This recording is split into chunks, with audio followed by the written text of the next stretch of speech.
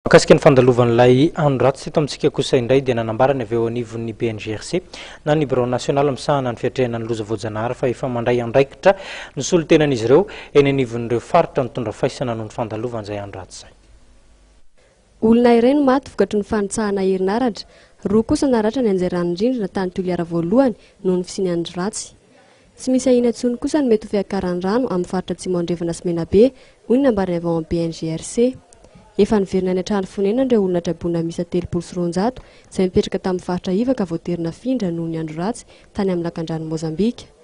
Tsy niantra ihany koa ireo mpianatra ranomaly izay nahazo filazana loza mitatao amin'iny faritra iny.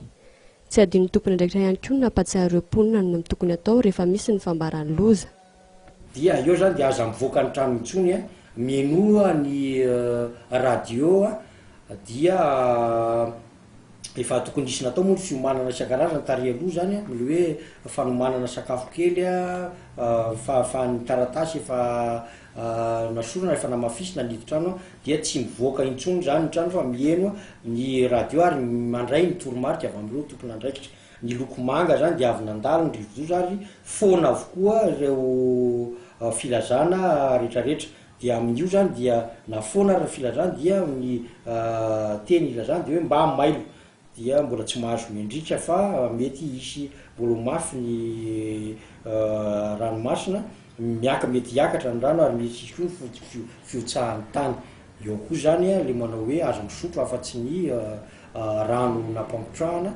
Eo ihany koa hoe aza mandray ny tarby, io le nahafaty ilay avatsika teo zany na vohitsaka le tarby ny jirama. Nisy ny fepetra raisina moa amin'ireny tokony hotapahan'ny jirama zany ny herinaratra ary efa natao zany zavatra zany ny rehefa tena loza mitatao.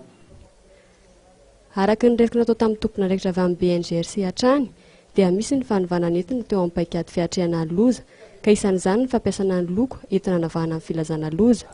Manomboka izao araka izany dia ny loko maitso ny filazana ny fisian'ny orambe, ny loko mavo filazana ny loza manambana, ny loko mena filazana ny loza mitatao ary ny loko manga filazana ny fanafoana ny loza.